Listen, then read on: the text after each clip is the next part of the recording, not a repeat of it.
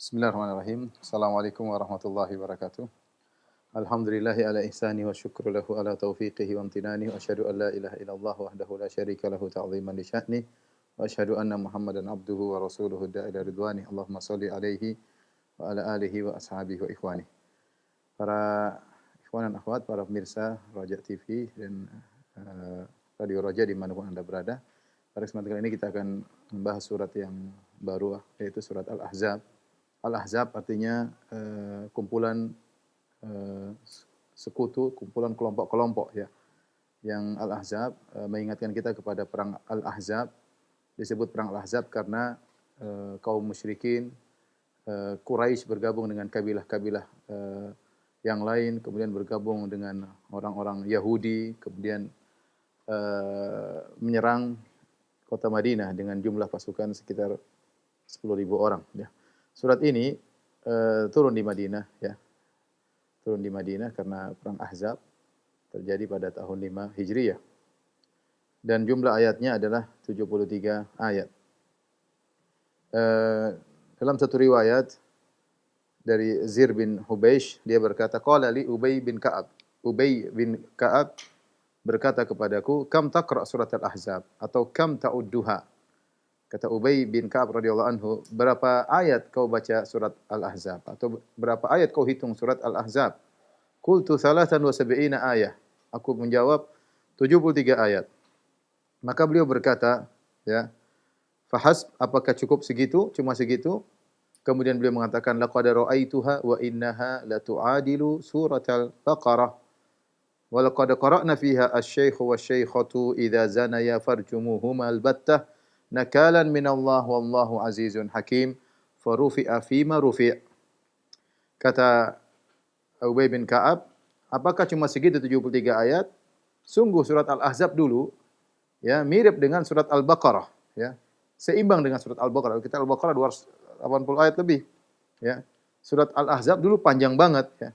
Lebih dari 73 bahkan seperti surat Al-Baqarah. Dan di antaranya ayat yang kami baca dari surat Al-Ahzab yaitu asy-syaikha wa syaikhatu. Lelaki atau wanita idza zanaya, kalau keduanya melakukan zina, farjumuhuma, maka rajamlah keduanya. Nakalan minallah, sebagai hukuman dari Allah. Wallahu azizun hakim, dan Allah Maha perkasa lagi Maha bijak. Faru'i fi marufi'. Kemudian ayat tersebut diangkat bersama ayat-ayat yang dimansuhkan oleh Allah Subhanahu wa taala. Jadi ternyata surat Al-Ahzab dulu di zaman Nabi sempat banyak banget ya, sekitar seperti surat Al-Baqarah, kemudian dimansuhkan, dan itu terserah Allah Subhanahu wa taala. Ma nansakh min ayatin aw nunsiha na'ti bi khairin minha aw mithliha. Ayat yang ingin Allah mansuhkan terserah Allah Subhanahu wa taala. Di antara ayat tersebut adalah ayat mengenai rajam. Lelaki dan wanita jika berzina maka rajamlah. Ya, ayat ini secara lafal sudah tidak dibaca karena sudah dimansuhkan, tetapi hukumnya berlaku. Hukumnya berlaku berdasarkan ayat yang pernah dibaca dari surat Al-Ahzab. Taib. Surat Al-Ahzab ya, tidak memiliki nama yang lain. Namanya cuma ini. Namanya cuma surat Al-Ahzab. Hanya surat Al-Ahzab. Hanya ini. Kita tahu sebagian surat namanya banyak, sampai ada 4 nama, sampai 5 nama surat Al-Ahzab. Namanya cuma ini. Sebagaimana tadi dalilnya tadi pernyataan Ubay bin Ka'ab. Tadi sudah kita bacakan ya. Bin Ka'ab, beliau menyebut kam taqra surat Al-Ahzab. Berapa ayat kau baca dari surat Al-Ahzab? Jadi Ubay bin Ka'ab menamakan surat ini dengan surat Al-Ahzab. Kemudian dalam ayat disebutkan, falamma ra'al mu'minuna al-ahzaba qalu ma hadza ma wa'adana Allah wa rasuluhu wa sadaqallahu wa rasuluhu wa ma zadahum illa imanan wa taslima. Dalam surat Al-Ahzab kata Allah, tatkala orang-orang beriman melihat pasukan sudah berkumpul, Al-Ahzab sudah berkumpul, yaitu orang Quraisy, kemudian kabilah-kabilah Arab yang lain, kemudian orang Yahudi berkumpul untuk menyerang kota Madinah, dan jumlah mereka sangat banyak, maka mereka mengatakan inilah yang dijanjikan oleh Allah dan Rasulnya. Wa sadaqallahu wa rasuluhu, dan sungguh benar Allah dan Rasulnya. Wa ma zadahum illa imanan wa taslima. Justru kondisi yang genting tersebut tidaklah menambah bagi mereka kecuali keimanan dan kepasrahan, tawakal kepada Allah Subhanahu wa taala. Dia adalah surat Madaniyah Diturunkan semuanya di Madinah. Adapun topiknya, apa topik dari surat ini? Ya, boleh kita simpulkan menjadi tiga ya. Ya, masalah keimanan tentunya ya. Masalah keimanan ya. Kemudian di antaranya adalah tentang pemuliaan Nabi sallallahu alaihi wasallam ya.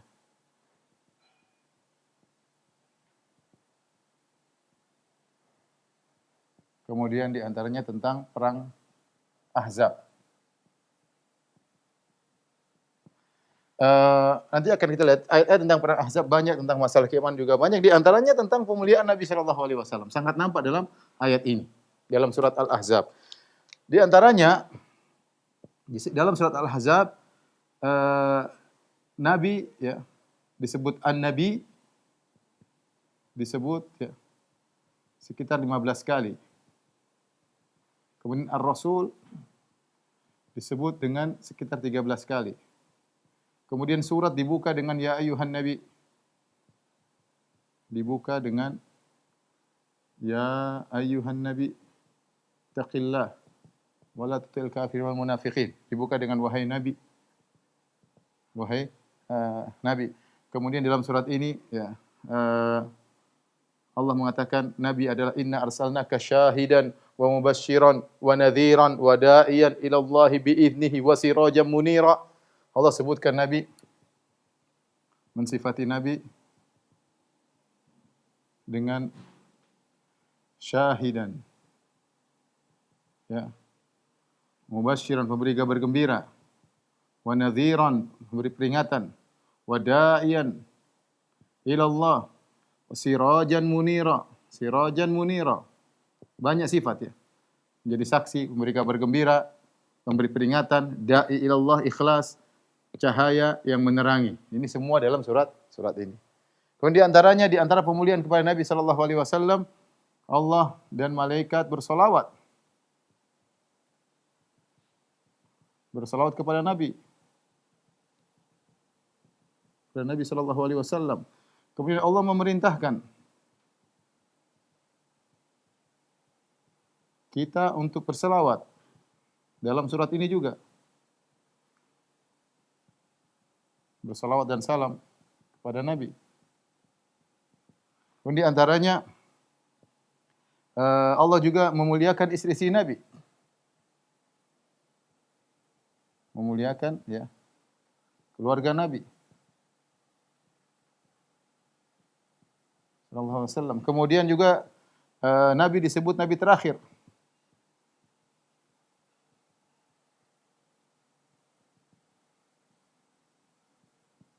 Ini semua menunjukkan bagaimana surat ini di antara mihwarnya, di antara topik yang jadi pembahasannya adalah mengenai keagungan Rasulullah sallallahu alaihi wasallam ya. Kemudian juga ada lagi an-nabiyyu aula bil mu'minina anfusihim.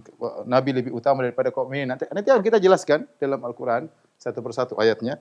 Tapi ini saya kasih gambaran sederhana bahwasanya surat Al-Ahzab mengagungkan Nabi sallallahu alaihi wasallam. Baik. Kita mulai dengan ayat yang pertama.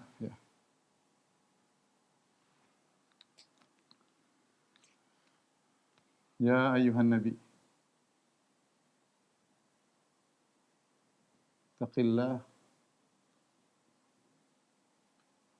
Wala tuti'il kafirina wal munafiqin.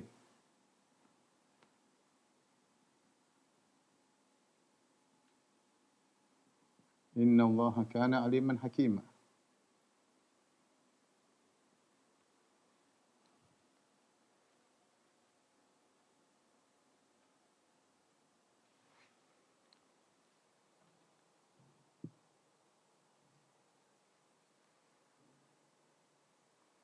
Taib, Allah buka dengan ayat yang pertama, wahai Nabi, kata Allah Subhanahu wa taala, wahai Nabi. Bertakwalah kepada Allah. Kepada Allah. Dan jangan kau taat kepada orang-orang kafir dan orang-orang munafik. Jangan taat kepada orang-orang kafir dan munafik. Sesungguhnya Allah mengetahui, innallaha kana aliman hakima. Sesungguhnya Allah Maha berilmu, Maha mengetahui, dan Maha bijak atau Maha hikmah. Baik. Perhatikan di sini. Allah Subhanahu wa taala membuka dengan perkataan ya ayyuhan nabi, ya. Ya ayyuhan nabi. Di sini bentuk pemuliaan kepada Rasulullah sallallahu alaihi wasallam. Pemuliaan kepada nabi.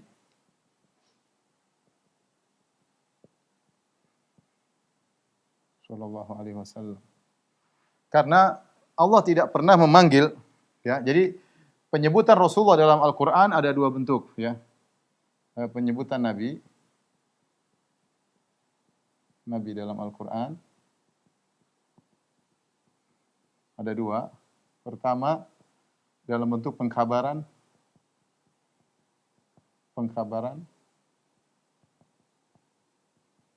Dalam bentuk panggilan, nah, dalam bentuk nida, panggilan.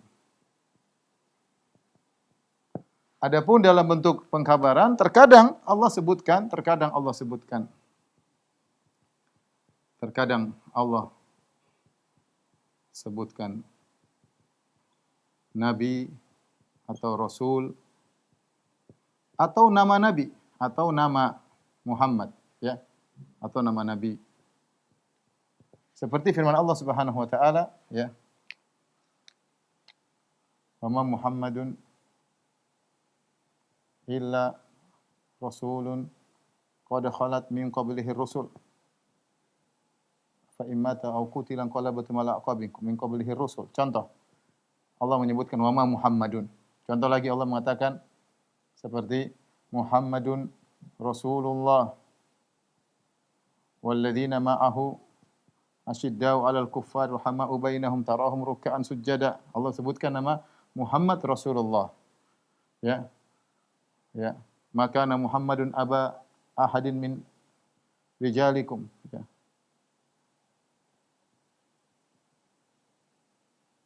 Aba ahadin min rijalikum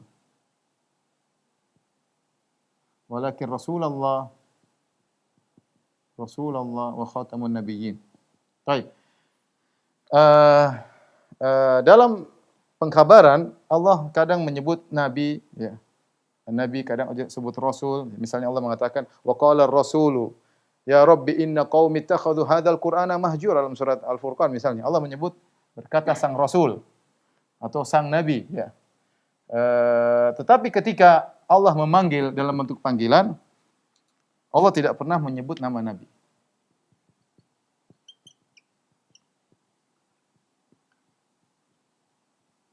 Menyebut nama.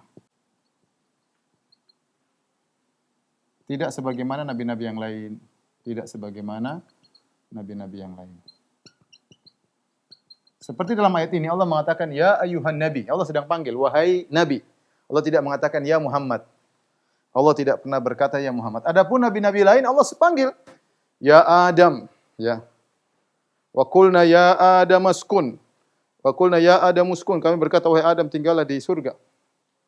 Kemudian Allah juga berkata kepada ya Musa, ya. Allah berkata ya Nuh, ya. Innahu, ya, laisa min ahlika innahu amalun ghairu salih, ya. Ya Daud, Allah panggil ya Daud, ya Nuh, ya Isa. Semua nabi Allah panggil namanya. Kecuali Nabi Muhammad SAW Allah panggil ya ayyuhan nabi, ya. Ya ayyuhar rasul, ya.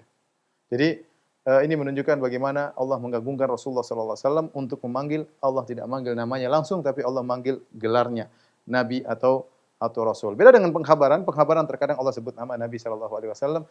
Ini kata para ulama salah satu bentuk surat Al-Ahzab. Isinya adalah tentang pemuliaan Rasulullah SAW. Setelah itu Allah berfirman, ya ayuhan Nabi, ittaqillah.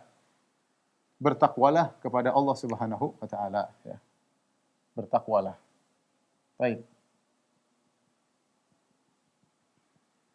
Tentu, apakah Nabi tidak bertakwa? Nabi paling bertakwa. Nabi menegur sebagian sahabat yang semangat beribadah sampai melampaui batas. Kata Nabi, "Inni atqakum lillah wa akhsyakum." Aku adalah orang yang paling bertakwa kepada Allah dan yang paling takut kepada Allah Subhanahu wa taala. Tetapi aku salat dan malam dan aku tidur. Aku puasa, aku berbuka, aku menikahi para wanita. Nabi orang yang paling bertakwa. Terus apa makna ya ayyuhan nabi ittaqillah? Ya. Nabi orang yang paling bertakwa.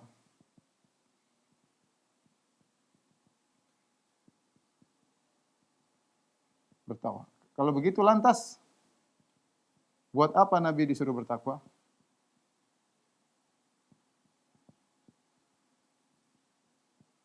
Ini dibahas oleh Ibnu Qayyim rahimahullahu taala.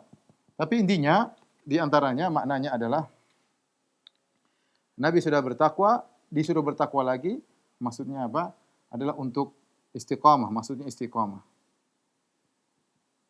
Itu bertahan dalam ketakwaan. Ya wahai Nabi yang bertakwa, bertakwalah. Maksudnya bertahanlah engkau dalam ketakwaan. Ya. Atau maknanya adalah tambahlah ketakwaanmu. Tambahlah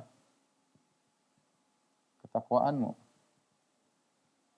Ya, ketakwaanmu ya bertambah misalnya dengan amalan-amalan yang lainnya. Ya, seperti Allah Subhanahu wa taala berfirman, "Ya ayyuhalladzina amanu aminu billahi wa rasulihi wal kitabil ladzi nazzala ala rasulihi wal kitabil ladzi anzala min qabl." Kata Allah Subhanahu wa taala, wahai orang yang beriman, berimanlah. Wahai orang yang beriman, berimanlah kepada Allah dan Rasulnya, kepada kitab yang Allah turunkan kepada Rasulnya, dan kitab yang Allah turunkan sebelumnya. Jadi Allah berkata, wahai orang yang beriman, berimanlah. Apa maksudnya? Maksudnya adalah istiqomalah engkau di atas kalian, di atas iman kalian, dan tambahlah keimanan kalian. Ya, karena kalian sudah memiliki sifat keimanan. Sama seperti tatkala seorang berdoa, ihdinas siratal mustaqim, salat. Dalam surat Al-Fatihah, dia baca Al-Fatihah, dia mengatakan, ihdinas siratal mustaqim, tunjuklah kami jalan yang lurus. Bukankah Islam merupakan jalan yang lurus? Iya. Terus kenapa kita minta lagi jalan yang lurus? Apa kita tersesat? Jawabannya tidak. Maksudnya kita di atas Islam, tapi kita minta jalan yang lurus, maksudnya ya Allah istiqomahkanlah kami, atau tambahlah hidayah bagi kami. Atau tambahlah hidayah bagi kami. Jadi kalau seorang sudah memiliki satu sifat, seperti sifat takwa, kemudian diminta untuk menjalankan sifat tersebut, berarti maknanya dia disuruh bertahan atau menambah. Disuruh bertahan atau menambah. Dan kita tidak ragu bahwasanya Nabi adalah orang yang paling bertakwa ketika Allah mengatakan, ya ayuhan nabi ittaqillah. Wahai Nabi bertakwalah. Ya, yaitu istiqomalah engkau atau tambahlah ketakwaanmu. Kenapa Allah menyuruh Nabi bertakwa? Karena Nabi sedang digoda. Jadi seakan-akan Nabi suruh bersabar dengan godaan-godaan tersebut, jangan sampai tergoda. Kata Allah, wala tuti'il kafirina wal munafiqin. Janganlah kau taat kepada orang-orang kafir dan orang-orang munafik. Orang-orang kafir yaitu yang menampakkan kekufuran. Dua model. Wal munafiqin yang menyembunyikan. Menyembunyikan. Kenapa Nabi dilarang? Rupanya orang-orang kafir dan orang munafik sedang memberi godaan kepada Nabi sallallahu alaihi wasallam. Mereka punya ide-ide kepada Nabi sallallahu alaihi wasallam dalam urusan dakwah, ya. Mungkin menggugurkan contoh seperti ide mereka yang mereka mengatakan, wahai Muhammad, ini orang-orang miskin tinggalkan saja. Kalau kau meninggalkan orang miskin, kami akan beriman, dan kalau kami beriman, maka orang-orang akan ikut dengan kami. Ini sempat terbetik dalam hati Nabi sallallahu alaihi wasallam ide mereka. Artinya Nabi jadi memikirkan ide tersebut. Ya. Ini contoh, ya, contoh. Ya. Atau mereka punya ide misalnya, ya Rasul, jangan kau cela sembahan-sembahan kami. Nanti kami akan begini. Kami akan berikan kau ini dan ini. Misalnya, mereka punya ide-ide. Orang munafik juga bicara sama Rasul, ya Rasulullah, bagaimana kalau begini. Maka semua ide-ide tersebut dilarang oleh Allah untuk mengikuti ide-ide mereka. Makanya Allah mengatakan, ittaqillah, bertakwalah, yaitu tahan ketakwaanmu, jangan tergoda dengan mereka. Wala tuti'il kafirin wal munafikin. Jangan ikuti orang-orang kafir dan orang-orang munafik. Ini adalah hukum asal. Hukum asal. Ya. Hukum asal. Tidak mengikuti arahan. Hukum asal nih. Tidak meminta pendapat ya, orang-orang kafir dan munafik ya, dalam urusan agama. Tidak ada, kita nggak boleh. Ya. Apalagi kita lihat kenyataannya. Ya. Ya, sebagian orang-orang kafir, kecuali sebagian segelintir kecil dari mereka, orang-orang kafir datang ke negeri kaum muslimin, kemudian menjajah kaum muslim. Kenyataan yang ada demikian. Orang kafir kalau tidak menjajah, mereka menempati kaum muslim, mereka mengambil kebaikan-kebaikan kaum muslimin. Ya. Harta kekayaan alam kaum muslimin diambil dan sebagainya. Ya. Sebagian mereka tentunya baik. Tapi saya katakan itu urusan dunia. Belum kalau kita bicara urusan akhirat, tidak ada. Ya.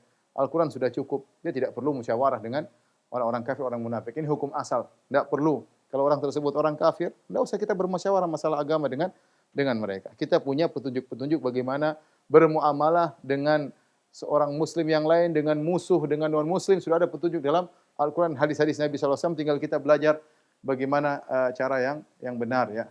Maka ayat ini disebutkan oleh sebagian tafsir, sebab nuzulnya adalah sebagian orang-orang kafir memberi ide kepada Nabi SAW. Maka Allah melarang Nabi untuk mengikuti mereka. Kemudian Allah tutup ayat pertama ini dengan berkata, Innallaha kana aliman hakima. Sungguhnya Allah Maha mengetahui dan Allah Maha hikmah. Ini namanya jumlah ta'liliyah. Artinya, kenapa Allah melarang engkau wahai Muhammad? Karena sebabnya Allah Maha mengetahui dan Allah Maha bijak. Seandainya mentaati ide mereka itu baik, maka Allah akan mengizinkan. Tetapi karena Allah Maha alim, Dia Maha mengetahui segalanya. Maha hakim, Dia tahu yang terbaik bagi kaum muslimin, bagi Nabi. Maka Allah melarang. Dan Allah melarang itu bukan karena asal-asalan, tapi karena Allah Al-Alim dan Al-Hakim. Maka jangan ikutilah orang-orang kafir dan orang-orang munafik, karena mereka tidak ingin kecuali hanyalah untuk kehancuran Islam dan kaum muslimin. Ya, Islam dan kaum muslimin. Taib. Syekh Utsaimin rahimahullah ta'ala ketika membahas tentang ya ayuhan nabi, ya, dalam tafsir Al-Ahzab, beliau berkata, ya ayuhan nabi, ya. Firman Allah, ya ayuhan nabi. Wahai nabi. Ada 3 kemungkinan, ya. Ada 3 kemungkinan.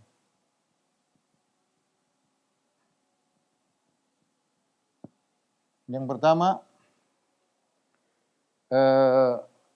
pembicaraan ditujukan kepada Nabi,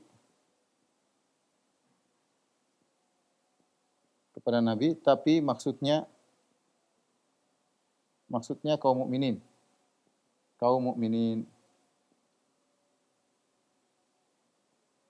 Contoh dalam surat At-Talaq kata Allah, ya ayyuhan nabi, idza talaqtumun nisa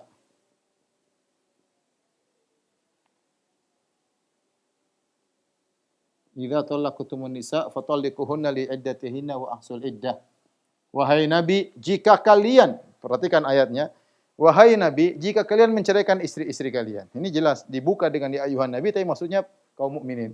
Makanya Allah mengatakan ya ayuhan Nabi, idza talaqtumun nisa, jika kalian menceraikan istri-istri kalian. Ya. Artinya jangan sampai melanggar aturan perceraian, yaitu ceraikanlah istri dengan tolak yang syar'i, yaitu fi tuhrin lam yujami'ha, ketika istri dalam kondisi suci dan belum dijima'i, ya.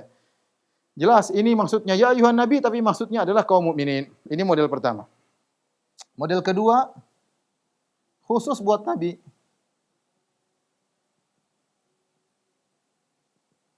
Contoh firman Allah Subhanahu wa taala, ya ayuhan nabi lima tuharrimu ma ahallallahu laka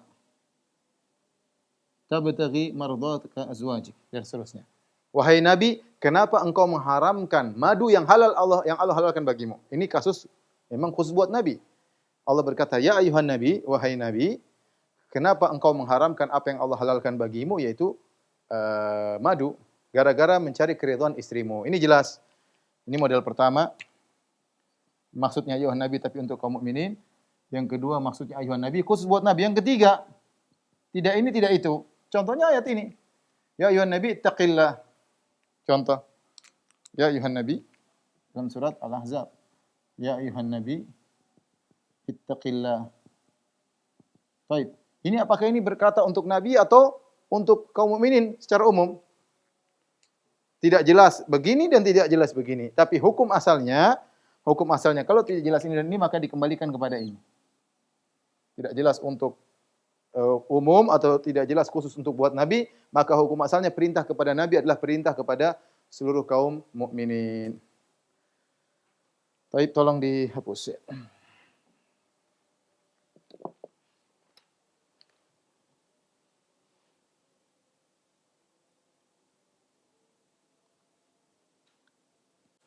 Ketika menafsirkan firman Allah, "Innallaha kana aliman hakima," sungguhnya Allah Maha mengetahui dan Maha bijak. Al-Qurtubi menukilkan dari An-Nahas, beliau berkata, "Dalla qauluhu innallaha kana aliman hakima ala annahu kana yamilu ilaihim." Ayat ini, "Innallaha kana aliman hakima," menunjukkan bahwasanya Rasulullah SAW condong kepada orang-orang kafir dan orang munafik.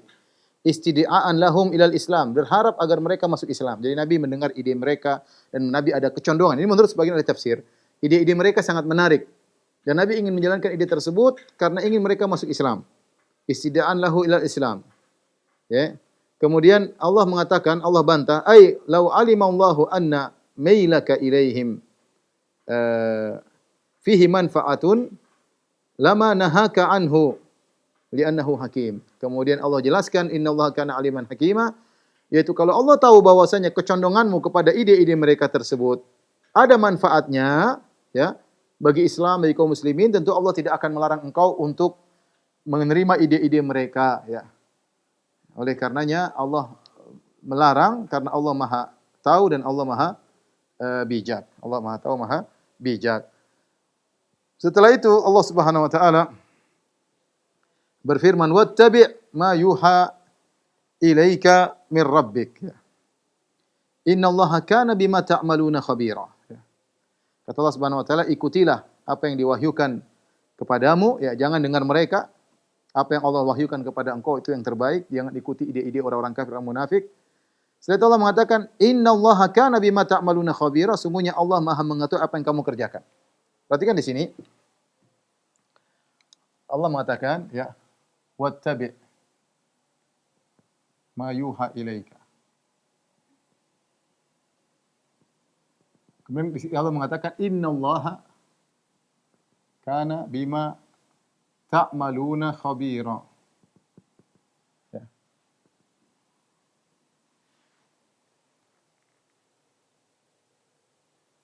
Jadi lihat Allah berfirman, "Wattabi' ma yuha ilaika min rabbik," kata Allah, ikutlah engkau. Ikutlah engkau wahai Muhammad. Engkau wahai Muhammad maksudnya. Yaitu kepada Nabi. Ya. Apa yang diwahyukan Rabbmu, ma yuha ilaika min rabbik, apa yang Allah wahyukan kepadamu. Setelah itu Allah mengatakan, "Innallaha kana bima ta'maluna khabira." Sungguhnya Allah Maha mengetahui apa yang kalian lakukan, apa yang kalian, perhatikan di sini. Kalian lakukan. Nah, di sini mufrad, wattabi ini mufrad. Tunggal, singular. Adapun kalian di sini ta'malun, kalian adalah plural, jamak. Ada khilaf di kalangan para ulama. Kenapa setelah itu Allah mengatakan, "Innallaha kana bima ta'maluna khabira." Allah Maha mengetahui apa yang kalian lakukan, padahal pembicaraan kepada Nabi sallallahu alaihi wasallam. Maka ada beberapa pendapat di kalangan para ulama, di antaranya, ya, bahwasanya ini menunjukkan ya, meskipun khitab kepada Nabi, khitab yaitu pembicaraan ditujukan kepada Nabi, tapi maksudnya adalah umatnya. Adalah umatnya. Makanya Allah menggunakan kata antum, ya. Ini antum, ya. Ini anta. Di sini antum, ini anta. Ini antum. Ini pendapat pertama. Pendapat kedua, ya, maksudnya tetap Nabi. Maksudnya tetap Nabi. Artinya Allah mengatakan, "Innallaha kana bima ta'malu khabira." Allah tahu tentang apa yang kau lakukan wahai Rasulullah. Tetapi Allah menggunakan lafal jamak untuk pengagungan, lafal jamak plural untuk penghormatan. Dan ini biasa dalam bahasa Arab. Kita sekarang dalam bahasa Arab kita bilang antum padahal satu orang, boleh. Ya. Sehingga terkadang kita sudah sering bilang antum, dibilang anta, kita agak kaget. Padahal boleh dua-duanya, anta, antum, boleh. Dan mengatakan antum tidak salah, karena itu, salah, jangan bilang antum, bilang anta, antum itu jamak. Tidak apa-apa, antum jamak itu untuk penghormatan. Bahkan wanita boleh dipakai antum. Contohnya apa? Contohnya ketika Rasulullah SAW turun dari Gua Hira, kemudian Rasulullah SAW gemetar, Rasulullah SAW ketemu Khadijah. Khadijah cuma satu orang. Rasulullah mengatakan, zammiluni. Kalau bahasa Arab, antum selimutilah aku. Padahal dia ngomongnya sama, bukan zammilini. Seharusnya Khadijah zammilini, zammilini. Tapi Nabi mengatakan zammiluni. Seakan-akan lelaki yang banyak.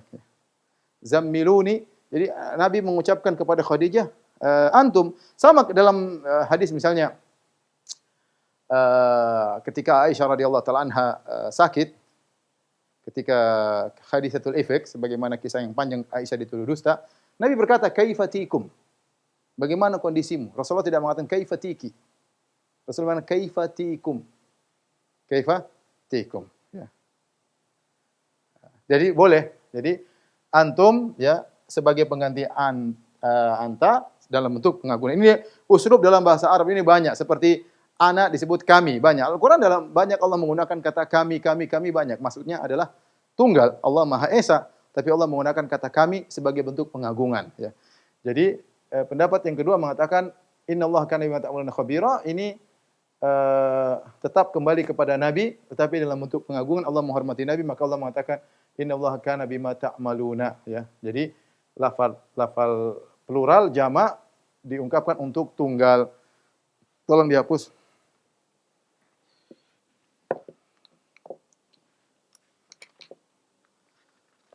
Kemudian setelah itu Allah Subhanahu wa taala berfirman, wa tawakkal 'ala Allah wa kafa billahi wakila. Wahai Rasulullah, bertawakallah kepada Allah dan cukuplah Allah sebagai penolongmu. Cukuplah Allah sebagai penolongmu. Ya, jadi tidak usah ikut mereka, tidak usah dengan mereka. Allah Maha tahu apa yang kau lakukan, ya. Allah Maha Hakim, Allah Maha Bijak, ya. Setelah Allah berfirman dalam ayat yang keempat, ma ja'alallahu lirajulin min qalbayni fi jawfi. Allah sekali-sekali tidak pernah menjadikan bagi seorang dua jantung dalam rongga tubuhnya. Ma ja'alallahu lirajulin min qalbayni fi jawfi. Allah tidak pernah menjadikan dalam rongga tubuh seorang dua jantung. Wa ma ja'ala azwajakum, dua qalbu, enggak ada. Satu, kita punya qalbu cuma satu. Wa ma ja'ala azwajakum allati tudhahiruna minhunna ummahatikum. Dan Allah tidak pernah menjadikan istri-istrimu yang kamu zihar itu sebagai ibumu, ibu kalian. Wa ma ja'ala adiyakum abna'akum. Dan Allah tidak pernah menjadikan anak-anak angkat kalian sebagai anak kandung kalian. Dzalikum qaulukum bi afwahikum. Itu hanyalah perkataan kalian dengan mulut-mulut kalian. Wallahu yaqulul haqq, dan Allah menyebutkan yang benar, wa huwa yahdis sabil. Dan dialah yang menunjukkan kepada jalan yang lurus. Ud'uuhum li abaihim huwa aqsatu indallah. Panggillah mereka dengan nama-nama bapak mereka. Itu lebih adil bagi di sisi Allah Subhanahu wa taala. Fa illam ta'lamu aba'ahum fa ikhwanukum fid din. Kalau ternyata kalian tidak tahu siapa bapak mereka, anak-anak angkat kalian tadi, jangan panggil anak kalian. Sebutlah nama bapak mereka, meskipun itu anak angkat kalian. Fa illam ta'lamu aba'ahum, kalau kalian tidak tahu siapa bapak mereka, fa ikhwanukum fid din, maka ketahuilah mereka hanyalah saudara-saudara kalian sama agama, dalam agama Islam. Wa mawalikum, atau budak-budak yang telah kalian bebaskan. Wa laisa 'alaikum junahun fima akhta'tum bih. Ya, dan tidak mengapa atas kesalahan kalian yang kalian tidak sengajai, walakin ma ta'ammadat qulubukum, akan tetapi yang berdosa adalah apa yang kalian sengajakan dari hati kalian. Wa kana Allahu ghafurur rahima, dan Allah Maha Pengampun lagi Maha Penyayang. Dua ayat ini, ayat keempat dan kelima, saya sebutkan, ya. Jadi di sini Allah mengatakan tiga perkara, ya, tiga perkara. Ma ja'alallahu lirajulin min qalbayni fi jawfi.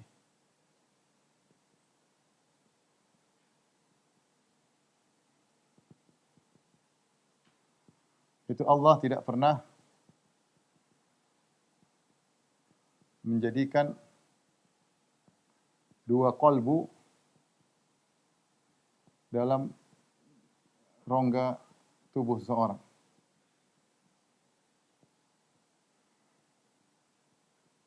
Yang kedua, wa ma ja'ala azwajakum allati tudhahiruna minhunna ummahatikum. Yang kedua, Allah tidak pernah menjadikan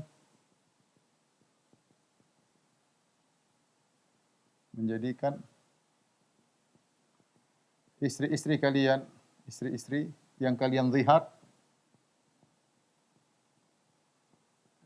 sebagai ibu-ibu kalian, sebagai ibu-ibu kandung kalian. Wa ma ja'ala adiyakum abna'akum. Dan Allah tidak pernah menjadikan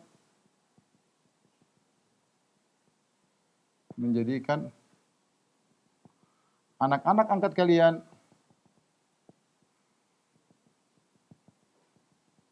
sebagai anak-anak kandung kalian.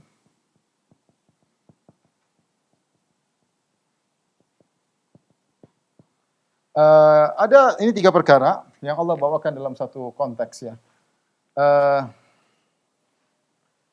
Waktunya sudah habis ya. Baik, kita terangkan secara singkat ya. 3 perkara ini adalah tradisi jahiliyah. 3 perkara ini tradisi jahiliyah ya. Disebutkan dalam sebagian buku tafsir bahwasanya ada seorang yang hafalannya sangat kuat. Sampai begitu hafalannya kuat, orang-orang mengatakan dia punya 2 hati. Dia punya 2 jantung saking pikirannya sangat kuat ya. Sampai dengan sombongnya dia berkata, jantung saya satu saja kalau saya gunakan untuk mikir lebih hebat daripada Muhammad, apalagi kalau saya gunakan dua-duanya. Ya, jadi mereka mengatakan orang punya 2 kolbu sangat hebat, sangat berpikir. Ini kepercayaan jahiliyah. Kemudian juga ini tradisi jahiliyah, zihar dahulu, ini sudah pernah kita bahas dalam surat Al-Mujadalah, saya tidak akan mengulang lagi. Tapi zihar dahulu dijadikan alat oleh orang-orang musyrikin ketika zaman jahiliyah untuk mentalak istri mereka, talak bain. Kalau mereka ingin talak bain, mereka mengatakan anti ka dhahri ummi, engkau seperti punggung ibuku. Ya, engkau seperti punggung ibuku, maka disebut zihar. Disebut zihar, maka akhirnya jatuh talak. Engkau wahai istriku seperti ibuku, seperti punggung ibuku, maka jatuhlah talak bain.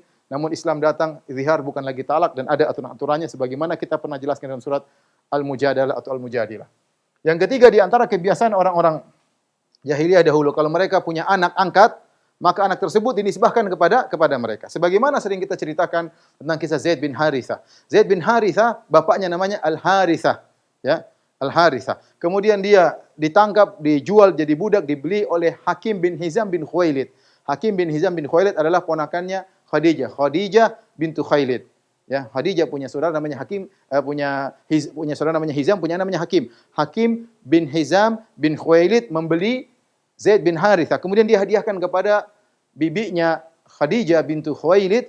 Kemudian Khadijah menghadiahkannya kepada Nabi SAW. Akhirnya dimerdekakan oleh Nabi SAW, diangkat jadi anak angkat namanya Zaid bin Muhammad. Orang-orang dahulu manggil Zaid dengan Zaid bin Muhammad. Sampai dinisbahkan kepada Rasulullah SAW, Zaid bin Muhammad. Sebenarnya seperti Al-Miqdad. Al-Miqdad dibebaskan oleh Al-Aswad, jadilah Miqdad bin Al-Aswad. Padahal bapaknya namanya Amr, Al-Miqdad bin Amr.